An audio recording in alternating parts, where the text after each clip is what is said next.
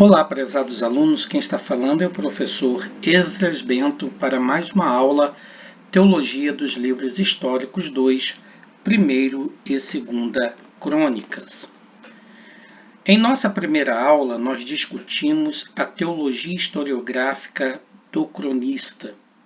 Entre os assuntos que nós discutimos, nós falamos a respeito da composição da teologia historiográfica do cronista, que é composta pelos livros de Crônicas, Esdras e Neemias. Nós falamos que os leitores originais dessas obras é dirigida ao mesmo público a qual são enviados relatos históricos de Esdras e Neemias e que alcançava também o público leitor do profeta Malaquias. Nós apresentamos ainda algumas distinções entre a obra do cronista e da obra histórica deuteronomista, quanto ao tempo, quanto à teologia e, consequentemente, quanto ao propósito. No primeiro momento, entre tantas coisas que falamos, nós mostramos que uma das diferenças marcantes quanto à época das obras do deuteronomista e do cronista era muito óbvia, que a deuteronomista é pré-exílica e a do cronista é uma obra pós-exílica. A obra deuteronomista, então, via adiante em seu futuro uma catástrofe irreparável, que era o exílio de Israel e de Judá. Mas que o cronista, no entanto, ele dirigia-se à comunidade pós-exílica e escrevia relativamente em um período politicamente pacífico, também favorável aos israelitas. Quando nós discutimos algumas questões a respeito dessa teologia, nós apresentamos a diferença entre a obra do cronista e a obra do deuteronomista, que não é necessário aqui recitar essas diferenças. Mas nós apresentamos que a teologia do cronista vai recolher algumas narrativas do deuteronomista, infundindo-lhes algumas perspectivas particulares relacionadas tanto às questões teológicas do seu tempo, quanto também da disponibilidade de outras fontes à sua época, principalmente para responder algumas perguntas dos seus interlocutores, que são os judeus que estão vivendo em Jerusalém, Judá, durante e depois o período da reconstrução do templo e também da reconstrução do muro. Trata-se, na verdade, de judeus do segundo templo.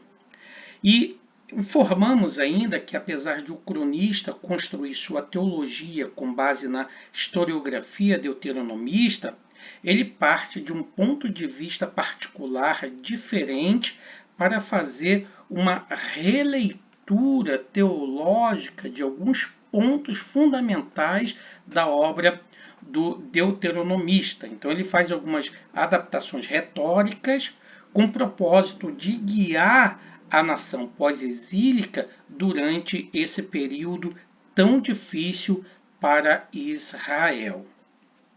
Então, dentro de um aspecto geral, esse autor que se chama de cronista, ele quis martelar, como dizia von Rade, nos ouvidos de seus leitores o que? Diante de Javé, cada geração precisa assumir diretamente a sua posição. Cada geração se mantém de pé ou tem a sua queda juntamente com o seu ungido. Essa era a proposta fundamental da teologia dos livros históricos, que principalmente da obra historiográfica do cronista, que abrange os livros de Crônicas, Esdras e Neemias. Quando nós falamos da teologia dos livros das Crônicas de Israel, o nosso objetivo primordial é analisar as obras de 1º e 2ª Crônicas como uma unidade.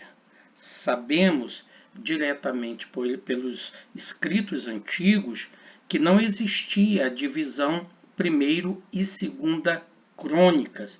Na verdade, só ocorreu essa divisão a partir da Septuaginta, mas as obras hebraicas, o texto massorético, incluía diretamente crônicas como sendo uma única obra e, portanto, era mais fácil identificar a sua teologia, porque não havia nenhum tipo de descontinuidade, como alguém pode pensar, ao dividir a obra em primeiro e segunda crônicas.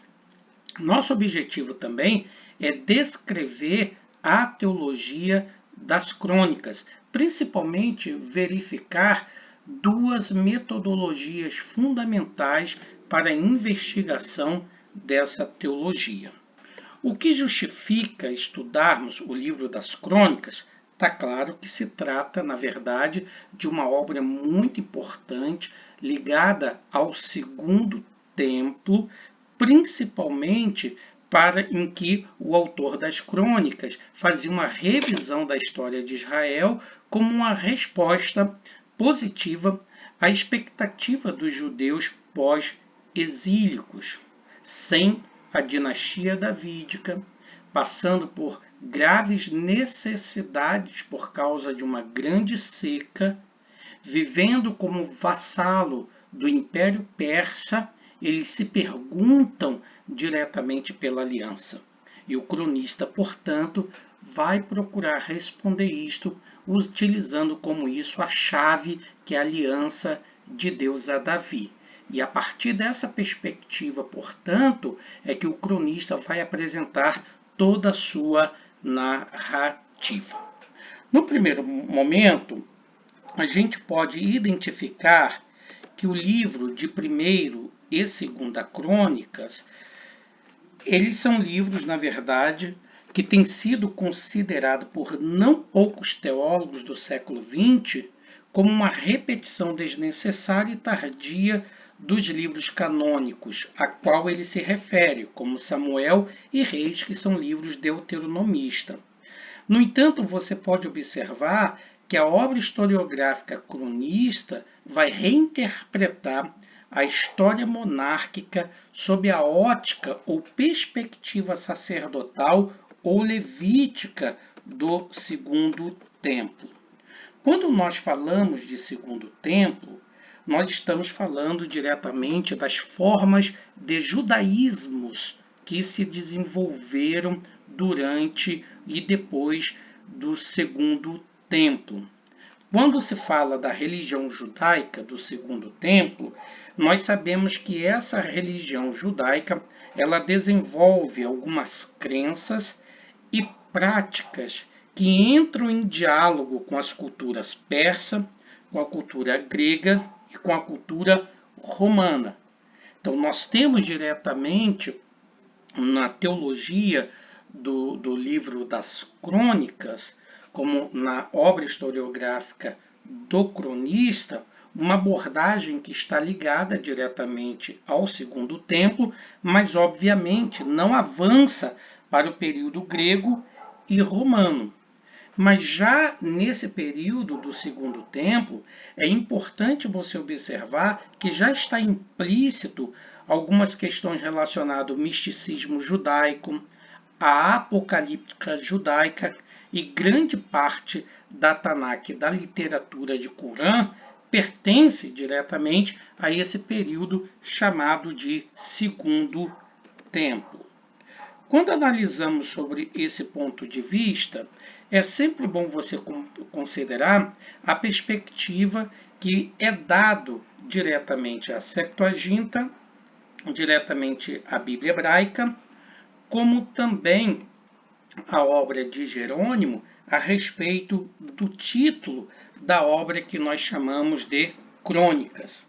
Como sabemos, Crônicas é o nome cristão que é dado a esses livros por Jerônimo no quarto século da era cristã. Os dois livros de Crônicas originalmente formavam um só livro e o título hebreu era Divrei Hayamim, que significa os acontecimentos dos dias ou os anais dos dias. E já na época de Cristo, segundo Mateus 23:35 e Lucas 11:51, já constavam no fim do cânon hebraico. É muito importante observar essa perspectiva do Novo Testamento, porque temos então um testemunho da posição do livro das Crônicas, que compõe o último livro da terceira divisão da Tanakh, conhecido como Ketuvim, ou Escritos. Temos ali um testemunho diretamente do seu posicionamento em relação aos livros. É quando Jesus diz: para que recaia sobre vocês todo o sangue justo derramado sobre a terra, desde o sangue do justo Abel, que se encontra na primeira parte do cânon hebreu chamado de Torá, na obra Bereshit, que é o livro de Gênesis, não é isso? Até o sangue de Zacarias, filho de Baraquias, a quem vocês mataram entre o santuário e o altar.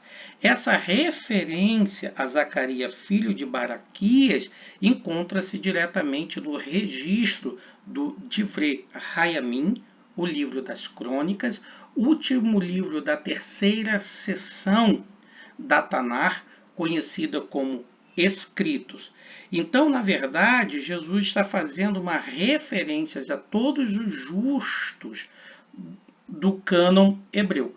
Do primeiro livro, em que morre Abel, livro de Bereshit, até o último, que é o Divrei Hayamim, que é o livro das Crônicas. Com isso, Jesus está dizendo que todos os justos do Antigo Testamento, ou narrados no cano do Antigo Testamento, pesam a culpa da morte deles sobre os fariseus. E ele diz: em verdade lhes digo que todas essas coisas hão de vir sobre a presente geração, em tom de contestação.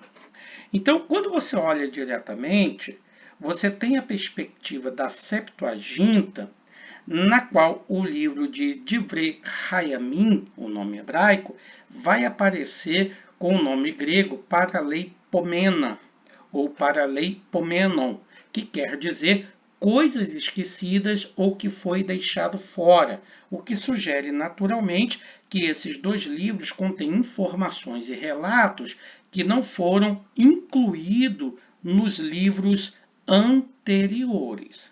Na verdade, a gente sabe que o livro das Crônicas possui algumas especificidades quando se olha diretamente para o relato deuteronomista de Samuel e Reis. No primeiro momento, parece haver algumas divergências, no outro momento, parece que o autor dá um olhar sacerdotal ou levítico, justificando principalmente a Davi.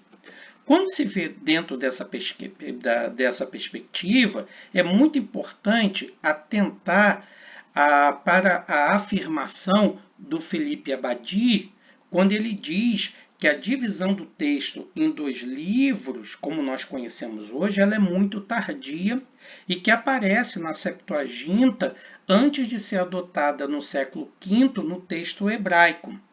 Mas o texto massorético vai testemunhar um outro estado desse texto, fornecendo o total de versículos e um colofão final colocado depois de 2 Crônicas 36:23.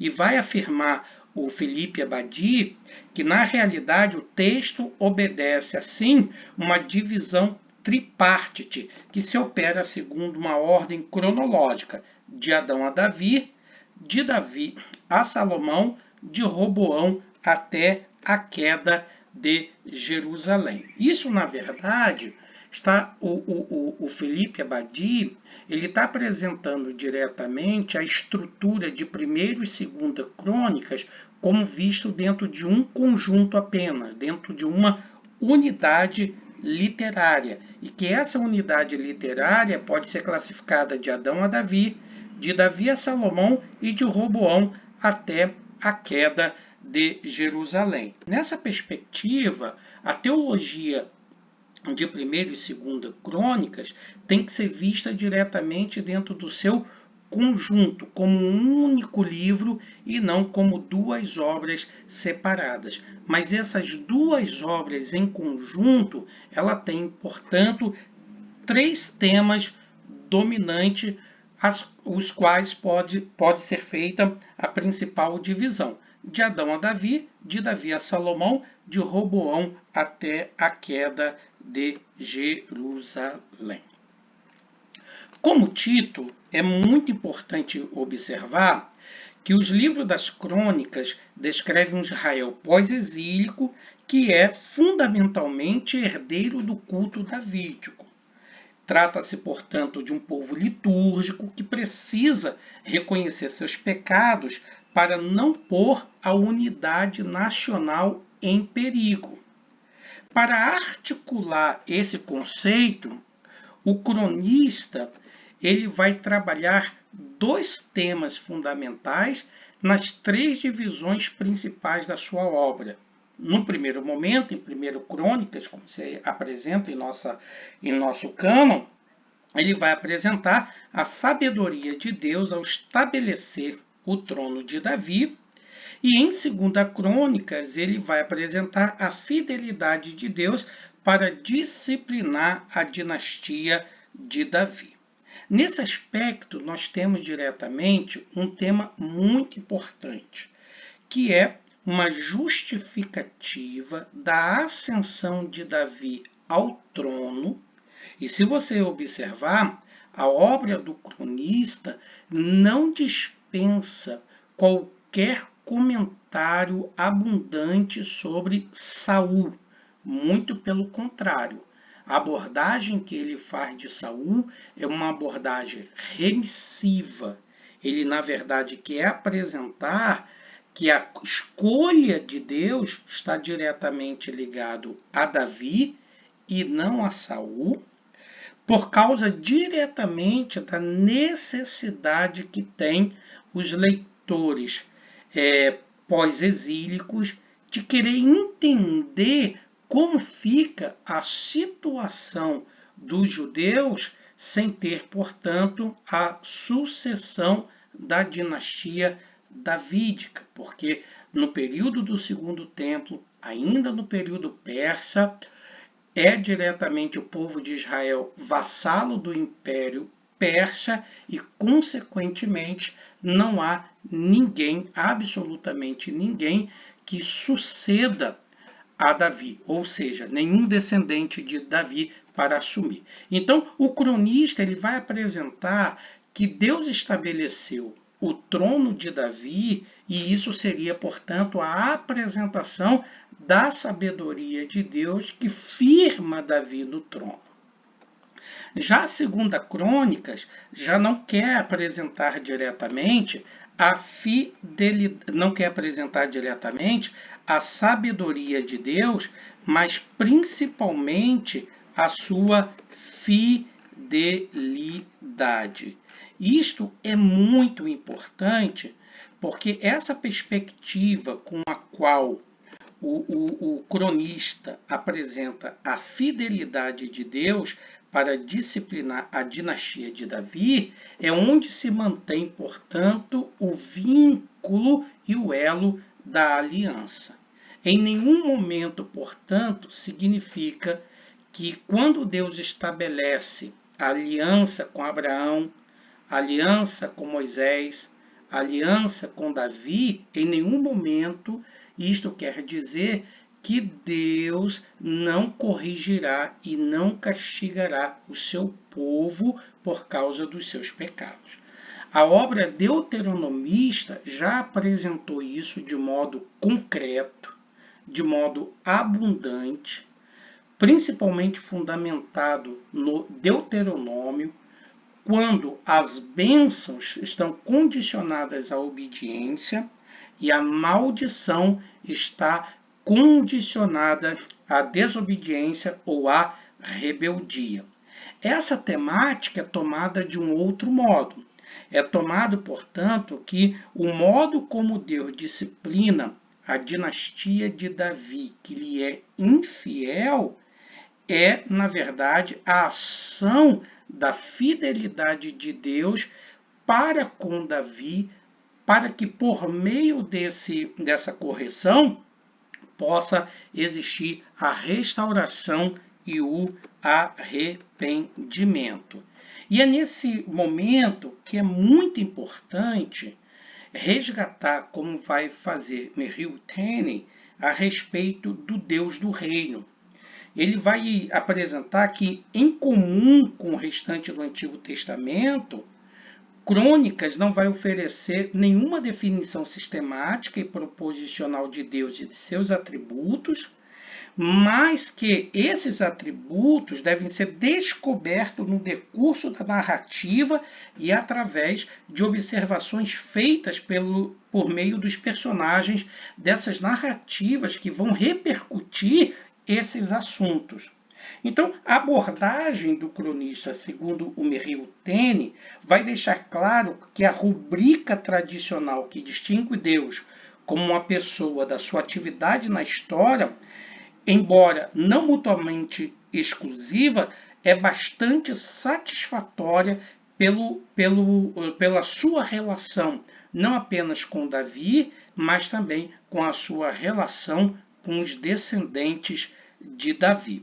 Então, a pessoa de Deus e os seus atributos vão ser apresentados diretamente em crônica na forma de autorrevelação mediada por meio de profetas, de sacerdotes e também de reis que espelham em Javé e no seu caráter conforme lidam com as circunstâncias da vida e o aparecimento de Deus para essas circunstâncias. O caráter do indivíduo, portanto, seja do rei, do profeta ou do sacerdote, deveria, portanto, espelhar o próprio caráter de Deus. Então, seria, dentro dessa perspectiva da pessoas e atributos de Deus, é que nessas relações que Deus estabelece com os personagens, no entendimento da sua natureza, na sua autoexpressão, na sua posição, entre eles e a favor deles, que os seus portas-vozes, os profetas, os sacerdotes e reis, vão entender quem Deus é e como se pode conhecer os inefáveis atributos divinos. Então, o conhecimento de Deus vem na narrativa teológica por meio das relações que serão estabelecidas entre os representantes de Deus com ele próprio.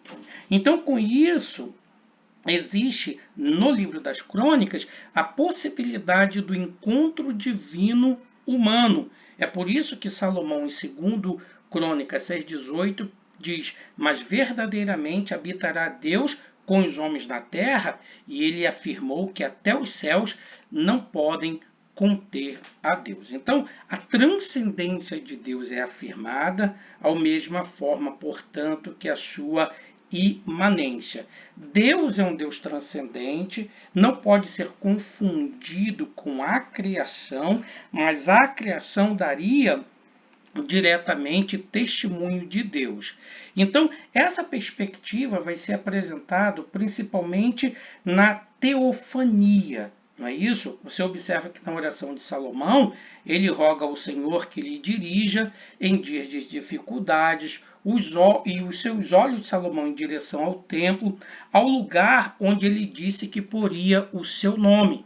Então, o nome de Javé está particularmente associado à Arca do Concerto, como vai aparecer em 1 Crônicas 3:6, e contanto que essa arca permaneça no templo, o próprio Javé estaria ali, como vai dizer 2 Crônicas 23:25 e também 28, versículo 2. Então, essa perspectiva da sabedoria de Deus ao estabelecer o trono de Davi está ligado principalmente com seu sucessor eterno e régio, como de 2 Crônica, essa relação de que Deus corrige e castiga aqueles a quem amam e, consequentemente, na correção está diretamente a sua fidelidade. Então, 1 Crônicas tem como tema a sabedoria de Deus, ao estabelecer o trono de Davi, e 2 Crônicas, a fidelidade de Deus para disciplinar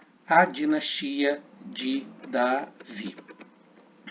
Um outro ponto importante é diretamente ligada aos autores ou autoria de 1º e 2ª Crônicas.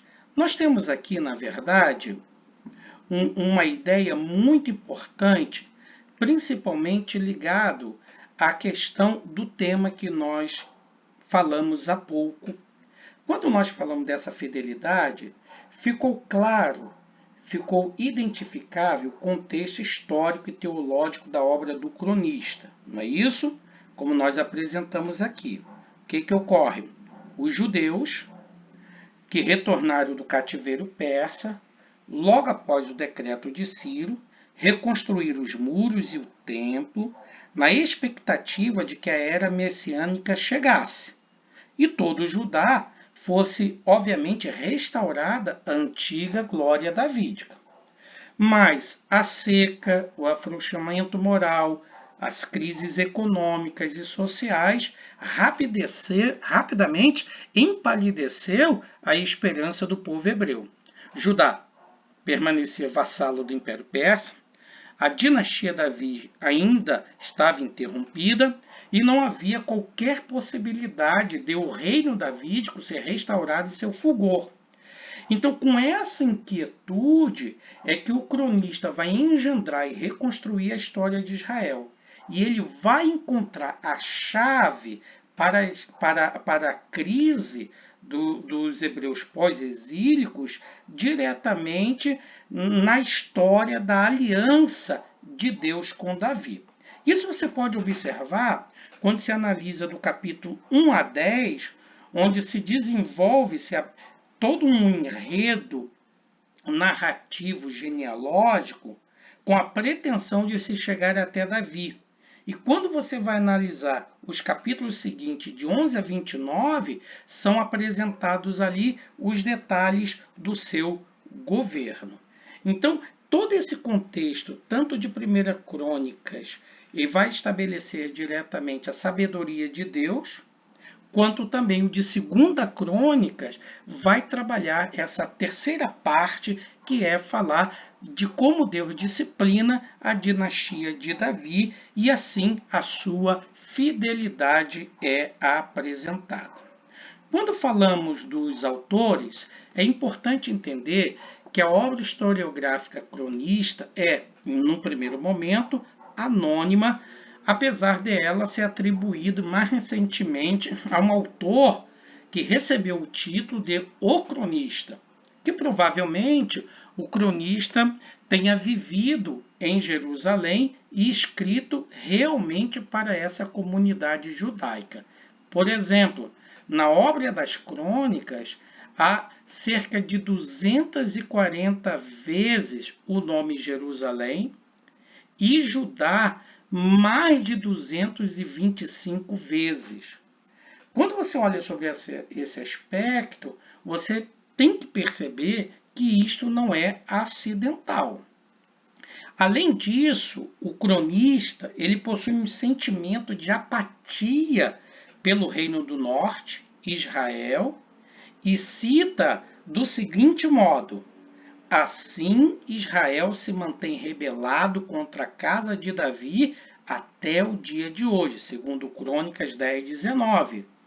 E tem também segundo Crônicas 13:5, que diz: será que vocês não sabem que o Senhor, o Deus de Israel, deu para sempre a Davi a soberania de Israel, a ele e a seus filhos, por uma aliança perpétua?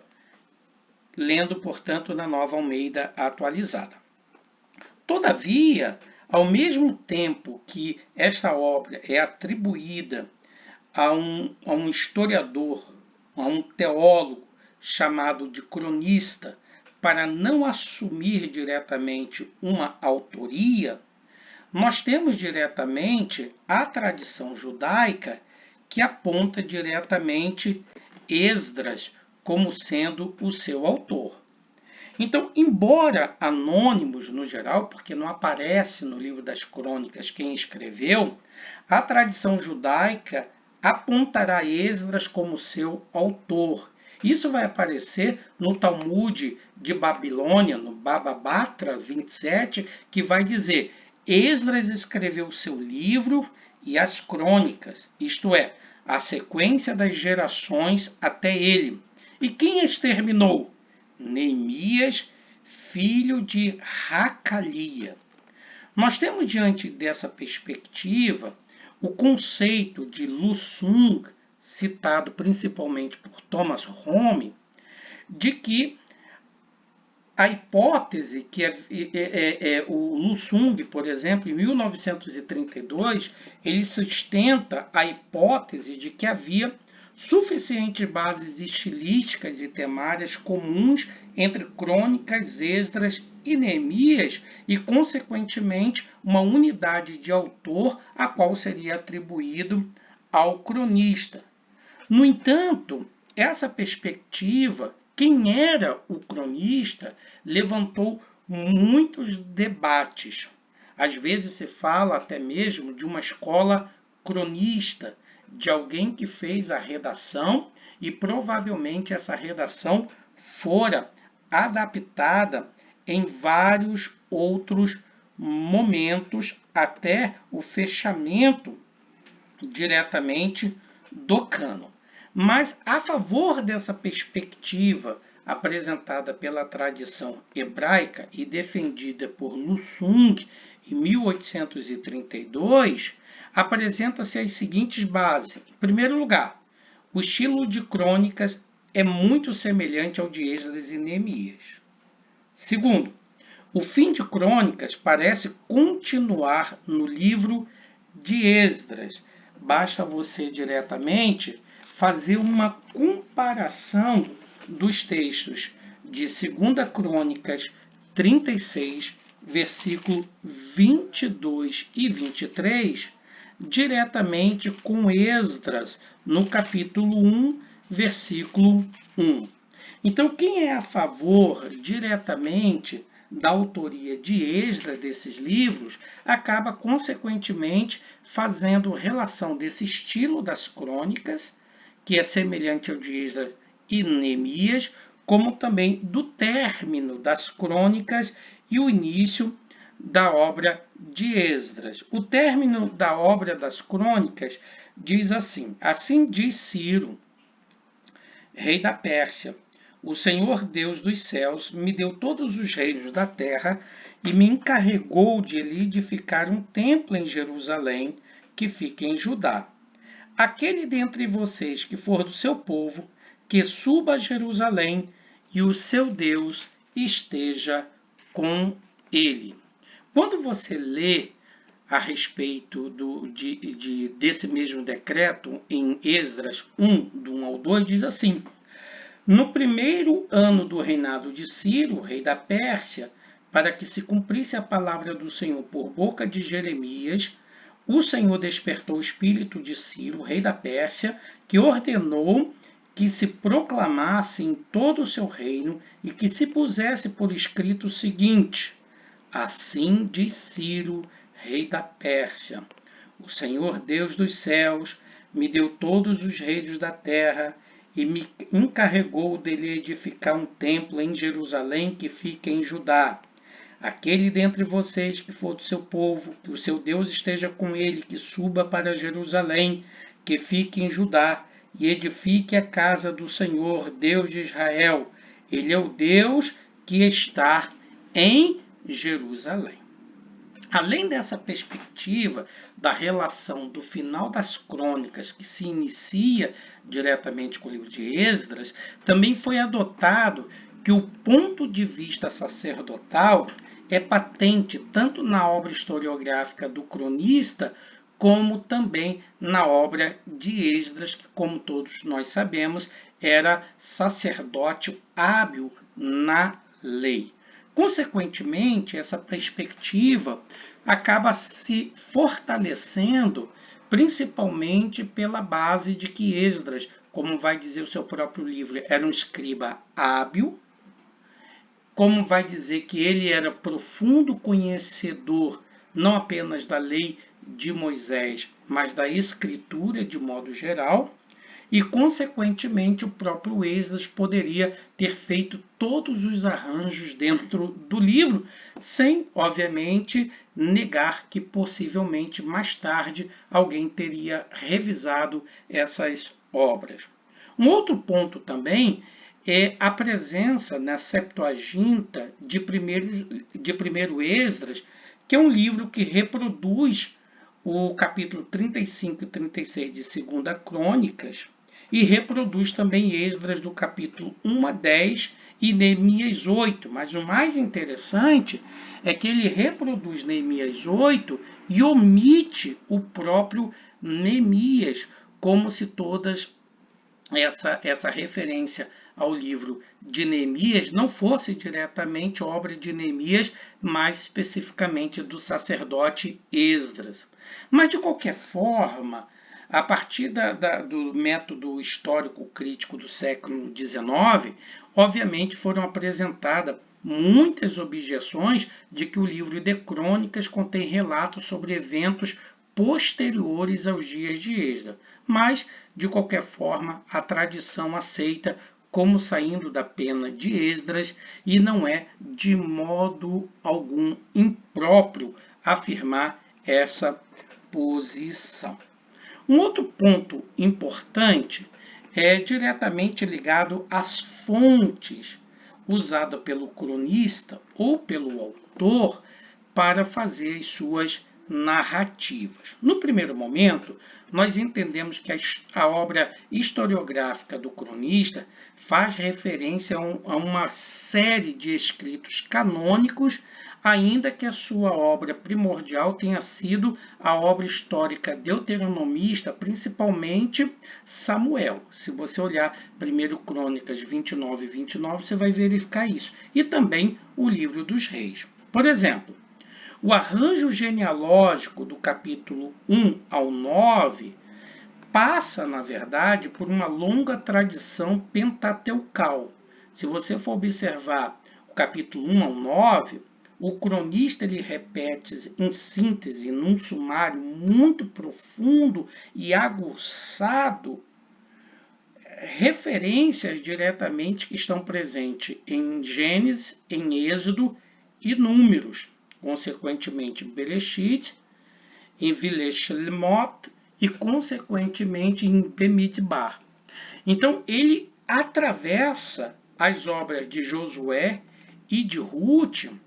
E se você notar bem, 1 Crônicas, ele vai combinar os Salmo 96, 105 e 6, além de fazer várias alusões ao profeta Isaías, como vai aparecer em 2 Crônicas 28, 16 e 21, 2 Crônicas 32, 32, vai fazer referência a Jeremias, 2 Crônicas 36, 21, e também a Zacarias, em 2 Crônicas 16, 9. O autor das crônicas, às vezes, ele copia trecho dos livros de Samuel dos Reis, em outros ele transcreve fatos adicionados de historiadores contemporâneos, cujos nomes ele próprio cita. E a gente percebe, então, que seu principal interesse está na história da linhagem de Davi, do Reino do Sul, que é Judá, razão pela qual ele sumariza o reino de Saul a apenas um relato, que é 1 Crônicas 10, e vai, assim, omitir o adultério de Davi, como nos apresenta 2 Samuel nos capítulos 11 e 12. Se você prestar atenção diretamente, no livro das Crônicas haverá uma variedade de citações de obras. Vai aparecer as Crônicas de Davi, as Crônicas de Samuel o Vidente, Crônicas de Natã, o profeta, Crônicas de Gade, o vidente, profecia de Aías. Nota diretamente como você pode observar diante disso a maneira como esse autor trabalha diretamente a sua obra, fazendo necessariamente um apanhado especificamente das crônicas, das narrativas existentes no seu tempo, e você pode verificar diretamente com isso como ele arranja esse material, como ele estabelece diretamente nesse material uma perspectiva particular. Então ele vai citando as crônicas de Natã, citando as crônicas de Gade, citando as profecias de Aías, as visões de Ido, os livros da história de Natã e a história dos reis de Israel. Quando você analisa sobre essa perspectiva, fica claro, portanto, que nós temos diretamente alguém que sabe trabalhar com a história, alguém que sabe trabalhar especificamente com um conjunto de obras que está disponível no seu tempo. Isso aqui é muito importante, principalmente porque eu acredito que nós devemos fazer então, ou devemos, perdão, fazer uma pequena avaliação dessas fontes. E vamos começar, em primeiro lugar, com uma citação do próprio Conrad, né? Quando ele diz que o cronista ele intervia regularmente no material de pesquisa que lhe estava disponível e nas suas fontes, eliminando ou acrescentando um pouco, corrigindo ou invertendo a sequência dos acontecimentos. Obviamente, muitas pessoas, muitos biblicistas, viram nesse arranjo, feito especificamente pelo cronista, algo muito forçado.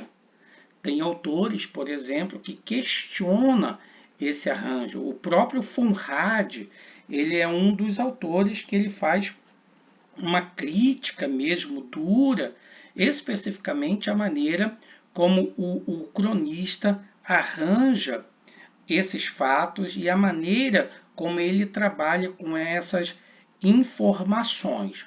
Um dos pontos diretamente que se vê nesse aspecto aí é que se trata, na verdade, de uma obra historiográfica que foi feita uma grande pesquisa nas fontes canônicas e extracanônicas, com o intuito diretamente de reconstruir uma história que sirva específica e diretamente para o consolo e restauração dos judeus pós-exílico. Então, essa relação epocal quanto à elaboração, revisão, acréscimo e organização dessas obras, obviamente, é uma perspectiva que está diretamente ligada ao árduo e hercúleo trabalho do autor. Então, obviamente, que vai haver biblicista que vai elogiar a obra histórica deuteronomista e vai, na verdade, fazer graves críticas à composição histórica do cronista. Na verdade, nós sabemos que é uma grande dificuldade na composição dessas obras. Não é isso? Que o cronista vai trabalhar diretamente com várias narrativas e ele trabalha quase como na função de um profeta. Não é isso? E é muito importante citar o Bruce Waltke, que ele diz que o autor das crônicas escreve sua história com a autoridade de um profeta e o povo de Deus a reconhece como palavra de Deus, e é uma das razões pelas quais essa obra faz, na verdade, jus à sua entrada no cânon. Então, a teologia do cronista, ele vai recolher todas essas narrativas, tanto canônicas como extracanônicas, vai infundir algumas perspectivas particulares relacionadas às questões teológicas do seu tempo que ele procura responder, a fim diretamente de manter firme e viva a esperança diretamente do povo no pós-exílio. Então, a menção diretamente dessas obras nos faz ver especificamente um estágio bem avançado de maturidade da obra do cronista, e ele pode, portanto, trabalhar essas questões. No entanto, pessoal, presta atenção, no entanto, nós vamos identificar, como vai dizer o Funrad, uma grande. O Funrad ele é muito mais inclinado, como falei, a aceitar a teologia deuteronomista como mais superior do que a do cronista, dizendo até mesmo que o cronista ficou dependente da obra deuteronomista, mas você vai perceber que há um propósito do cronista em apresentar a correspondente relação entre pecado e castigo. Essa relação de pecado e castigo, você sabe que já está presente na obra deuteronomista. Mas o autor, o cronista, ele vai intensificar essa correspondência até que não reste nenhuma dúvida. É a razão pela qual ele fala em 2 Crônicas da fidelidade de Deus em disciplinar a geração ou os reis sucessores de Davi.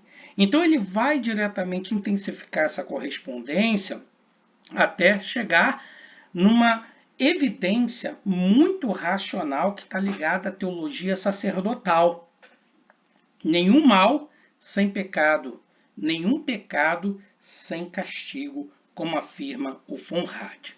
Então você vai observar especificamente essa ideia de como o cronista tem, portanto, uma diversidade de relatos, e essa diversidade de relatos, elas são diretamente organizadas para apresentar uma teologia narrativa dessa história. Então, se você for fazer uma leitura não concordista da obra do cronista, obviamente você deve considerar algumas dificuldades que a narrativa do cronista apresenta. Num primeiro momento, o cronista apresenta algumas dificuldades que nós podemos chamar de numéricas. Essas dificuldades estão relacionadas a muitas questões. Olha só, no primeiro momento, há expressões numéricas que aparecem demasiadamente grandes quando comparada ao relato de Samuel e de Reis. E essas expressões numéricas demasiadamente grandes podem sugerir o seguinte, na minha perspectiva. Primeiro, um erro de copista ou de transmissão. Quando nós falamos de erro de copista ou de transmissão, é muito importante nós frisarmos que essas obras elas passaram por uma variedade de estágios. Principalmente a obra cronista, ela foi uma revisão de alguns pontos da obra deuteronomista. Foi feito adaptação para o propósito teológico do autor. Usou-se obras extracanônicas para poder fomentar o relato e, consequentemente, a antiguidade dessas obras e a sua sucessiva cópia pode ter transmitido algum erro de transmissão. Então, quando nós estudamos esses erros de transmissão, nós sabemos que alguns desses erros às vezes são oriundos da má conservação do manuscrito. Vamos ter uma ideia rapidamente. Por exemplo, Humilhar em hebraico, ele é indicado com 2 pontos sobre a letra. Veja só, um aleph com 2 pontos em cima indica 1.000. Se o manuscrito apresentasse algum tipo de desgastes, a leitura ficaria naturalmente difícil, sendo necessário uma certa aproximação. Então, os escribas judeus tinham o hábito de usar também ganchos horizontais sobre as palavras, com o intuito de indicar as dezenas. Se o manuscrito apresentasse desgaste, poderia trazer, então, dificuldades para compreender. Por isso, às vezes, nós temos divergências entre o texto massorético e o texto da Septuaginta. E o tradutor da obra de crônica, às vezes, ele tem que procurar optar se ele vai seguir o texto massorético ou se ele vai seguir o texto da Septuaginta, vai seguir o texto de Jerônimo ou um outro texto qualquer. Por exemplo, em 2 Reis 18:13, nós temos um caso que pode evidenciar diretamente a perspectiva que nós estamos apresentando. Em 2 Reis, 18:13, diz o seguinte, e essa perspectiva, viu, gente, a respeito dos números, de quantidade na Bíblia hebraica e nos livros da Antiguidade, é algo muito difícil, tá bom? Olha só o que diz 2 Reis, capítulo 18, versículo de número 13. Deixa eu abrir aqui rapidinho. 2 Reis 18:13 diz o seguinte: No 14º ano do reinado de Ezequias, Senaqueribe, rei da Síria, atacou todas as cidades fortificadas de Judá e as conquistou. Se você olhar ainda Isaías, no capítulo 36 e no versículo 1, você vai encontrar a seguinte referência. No 14º ano do reinado de Ezequias, Senaqueribe, rei da Síria, atacou todas as cidades fortificadas de Judá e as conquistou. Se você olhar sobre essa perspectiva, imediatamente você percebe que há uma unidade nessas duas narrativas, tanto na narrativa de Esdras, quanto também na narrativa especificamente de Reis. Mas quando você vai observar diretamente, o texto massorético, ele não apresenta diretamente 14º, mas apresenta 24º. Então, há uma diferença diretamente ligado principalmente à questão dos manuscritos e da forma direta como esses manuscritos estão diretamente organizados. Então, o texto massorético vai dizer, o texto massorético ele vai apresentar como 14º, né? No texto massorético declara o seguinte: no ano 14º do rei Ezequias, subiu Senaqueribe, rei da Síria, com todas as cidades fortificadas de Judá e as tomou. Entretanto, quando você vai fazer um estudo detalhado dessa citação, principalmente quando os especialistas forem investigar o registro de Senaqueribe no prisma Taylor, onde se é estabelecido diretamente o ano de 701 a.C. como sendo a data dessa invasão citada em 2 Reis 18:13. Essa invasão, que aqui como sendo a data dessa invasão, 701, o 14º ano de Ezequias significaria que ele não ascendeu ao trono senão em 715 a.C. No entanto, em 2 Reis 18:1, e você deve observar bem que é o mesmo capítulo, está escrito que Ezequias tornou-se rei no terceiro ano de Oséias, rei de Israel, o que seria 729 ou 728. Esse seria então o ano em que ele tornou-se regente do trono sobre seu pai Acais, que morreria em 725 ou depois. Nesse caso, portanto, o texto massorético de 2 Reis 18:13 fica em flagrante contradição com o capítulo 18, versículo 1 e 9 e 10, o qual confirma que o quarto ano de Ezequias foi o sétimo de Oséias e o sexto de Ezequias foi o nono de Oséias, aproximadamente em 722 a.C. Então, o que deve se supor e concluir é que o texto massorético preservou um erro textual, o qual também aparece em Isaías 36:1, em que essa falha diretamente teve a sua origem, isto é, na coluna da dezena se cometeu um engano.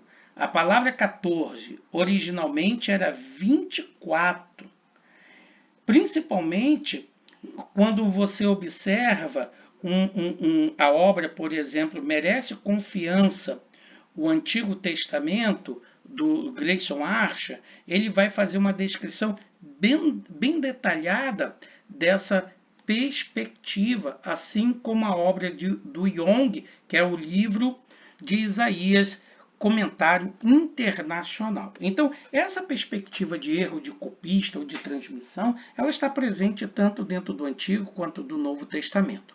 Um outro aspecto também é que algumas pessoas consideram que esses números demasiadamente grandes em crônicas talvez sejam também figurativos, isto é, o autor colocou um número muito alto para figurar a sua época, que se tratava de um número muito grande, mas sem a ideia necessária de ser um número exato.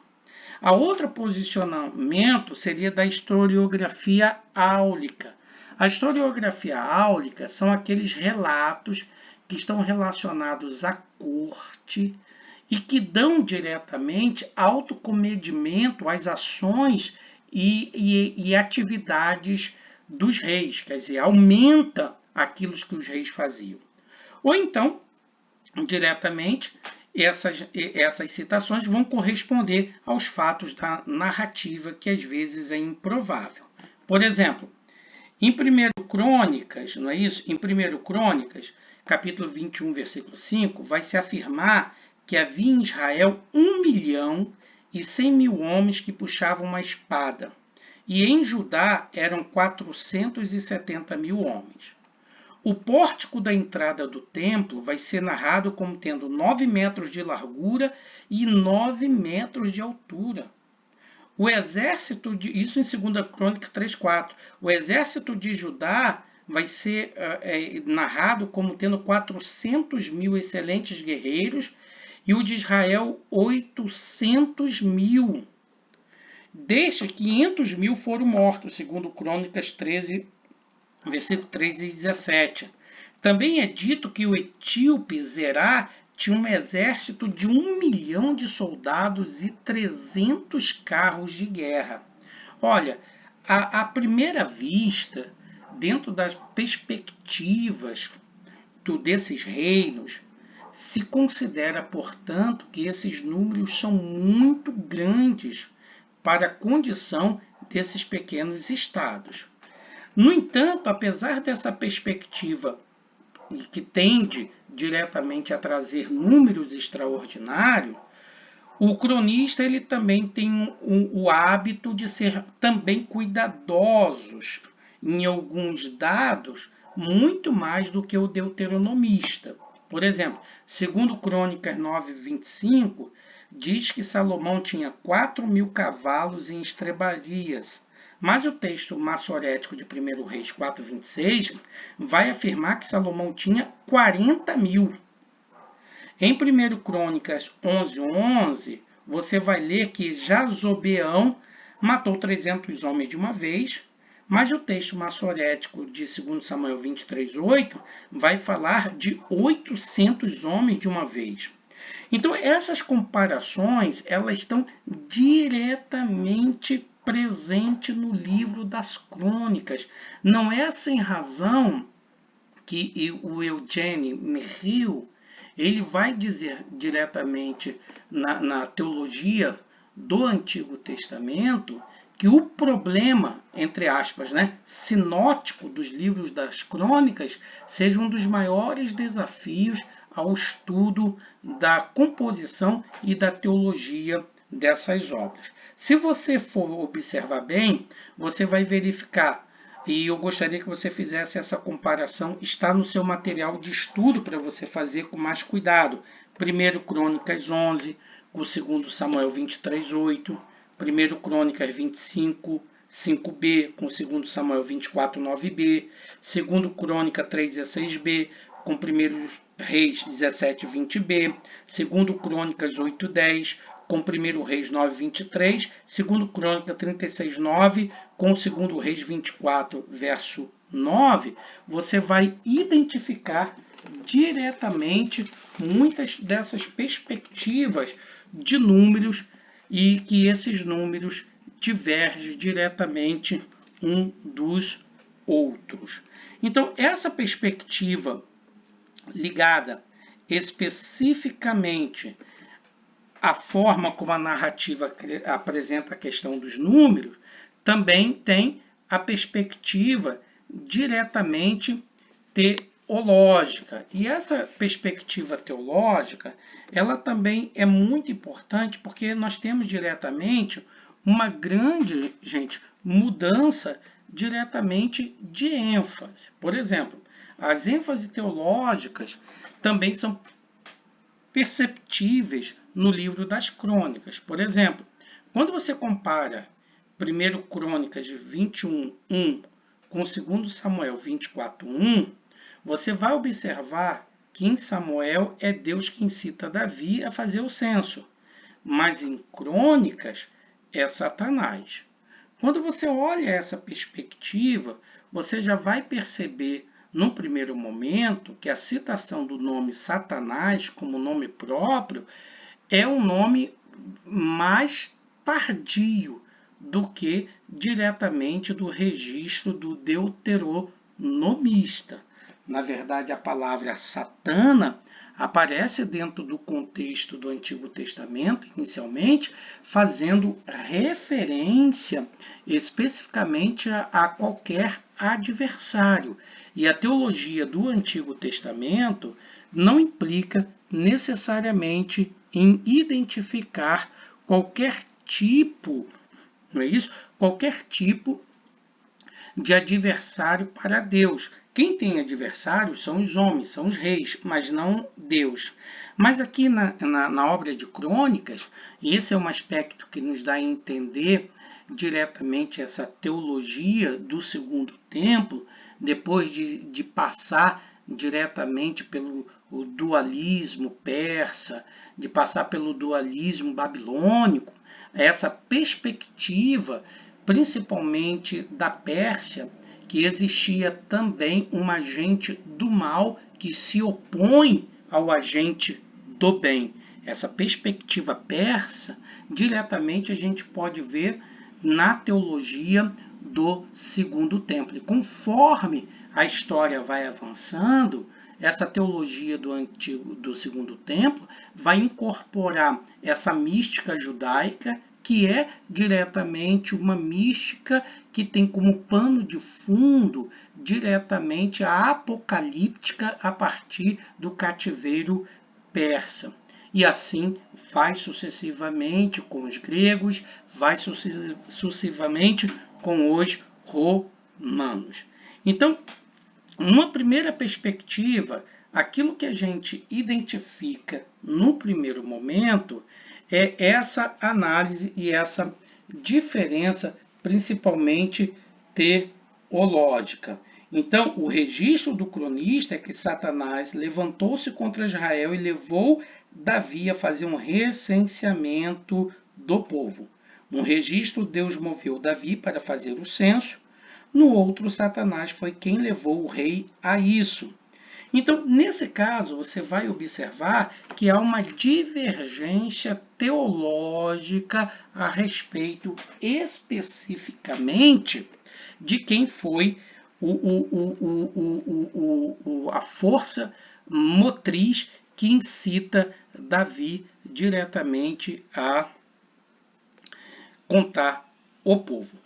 Quando eu falei para vocês de uma abordagem não concordista, é no primeiro momento fazer essa leitura sem procurar fazer diretamente a relação entre as duas coisas, respeitando mais especificamente o relato de cada um. É obviamente que dentro desse relato teológico, você vai observar diretamente que haverá uma exaltação em crônicas a respeito de Davi, diferente daquela exaltação que o deuteronomista faz. O deuteronomista, em Samuel 11:12, fala diretamente do pecado de Davi. Mas o livro das crônicas apresenta basicamente Davi como um sacerdote ideal, como um rei, um sacerdote Messias perfeito, e omite diretamente esse pecado de Davi. Então, essa perspectiva de apresentar a Satanás, você pode fazer uma leitura que é uma revisão que o cronista realmente está fazendo à sua época. Um outro detalhe também é diretamente ligada a essa perspectiva histórica, pessoal. Quando a gente analisa sobre essa perspectiva histórica, é bom entender que essa questão dos registros históricos é mais um dos problemas identificados na história e na teologia do cronista, quando comparado aos livros canônicos de Samuel e Reis. Por exemplo, em 2 Samuel 8,13, é Davi quem mata 18.000 edomitas. Mas em 1 Crônicas 18:12, narra Abissai, primo de Davi, que tenha matado. Ainda em 2 Samuel 21:19, vai-se afirmar que Elanã matou Golias, mas em 1 Crônicas 20, versículo 5, que Elanã matou Lami, que era irmão de Golias. Então você vai ouvir diretamente outras narrativas, cujo registro, naturalmente, vão destoar entre si, principalmente essa narrativa de 2 Crônicas, capítulo 20, versículo 35 a 37, quando é comparado com 1 Reis, capítulo 22, versículo 48 e 49, a respeito dos navios que naufragaram. Se você observar, o registro de Reis vai afirmar que os navios de Josafá, rei de Judá, eles foram construídos para trazer ouros de Ofir, mas que eles naufragaram em Ezion-Geber, isto é, antes deles próprios terem zarpado. Quando Acasias, o rei de Israel, pergunta a seus marinheiros se poderiam navegar com os de Josafá, obviamente esses recusam. Então a versão do cronista sobre o ocorrido é muito diferente. Nela, Josafá une-se ao ímpio Acasias para construir navios em Ezion-Geber para irem até Tarsis, mas um homem profetiza que o Senhor irá destruir os navios por causa da aliança com Acasias. Ambos os registros vão concordar com uma coisa, que Josafá construiu navios em Ezion-Geber e que eles foram destruídos antes de zarpar. Então, com base no presente estado dos textos, no entanto, não é possível dizer se Josafá concretizou sua aliança com Acasias ou não. Independente do que tenha acontecido, os navios se perderam. Então, quando você olha diretamente essa perspectiva, aparece uma outra em 2 Crônicas 16:1, com 1 Reis 16:1 ao 8. Nessas narrativas, o que é que nós temos? Nós temos um sério problema que vai surgir com relação à guerra entre Asa de Judá e Baasa de Israel. Por exemplo, em 2 Crônicas 16:1, lê-se que no 36º ano do reinado de Asa, Baasa, rei de Israel, desafiou Judá ao construir uma fortaleza em Ramá. Mas, de acordo com a cronologia de 1 Reis 16, Baasa não estava sequer vivo no 36º período do reinado de Asa. Em 1 Reis, por exemplo, 16:6-8, é dito que Baasa morreu e Elá, seu filho, sucedeu no trono no 26º ano do reinado de Asa. Houve, portanto, um tempo em que os estudiosos eram muito céticos com respeito à autenticidade das crônicas em função desses relatos. Mas, no entanto, novas descobertas arqueológicas têm dado profundo apoio à historicidade do registro do cronista. Então, é possível o reexame de uma discrepância que se tem mostrado que ela, na verdade, é apenas aparente do que real. Quem gosta de cuidar muito desse assunto é o Gleice Archer Jr., na obra Enciclopédia de Dificuldades Bíblicas, e tem também uma obra que trata do mesmo tema em inglês, do Walter Kaiser Jr., mas que nós não temos ainda disponível em português. Então, essa perspectiva nos vai lembrar diretamente o próprio Conrad, quando ele vai mostrar, como já disse antes, o propósito de que Crônicas apresenta a relação entre pecado e castigo, intensificando intensificando e apresentando essa evidência como algo muito racional. Nenhum mal sem pecado, nenhum pecado sem castigo. E nesse aspecto, portanto, é que no 5º ano do reinado de Roboão, o faraó Sisaque vai pilhar Jerusalém, como apresenta 1 Reis 14:25 seguido, mas o cronista ele vai ultrapassar a obra deuteronomista e vai declarar que Roboão, no 4º ano do seu governo, abandonara a lei de Javé, segundo Crônicas 12:1. Então, na verdade, veja aqui que o cronista está apresentando, na verdade, a razão pela qual o faraó Sisaque pilhou Jerusalém, pelo fato de Roboão abandonar a lei de Javé.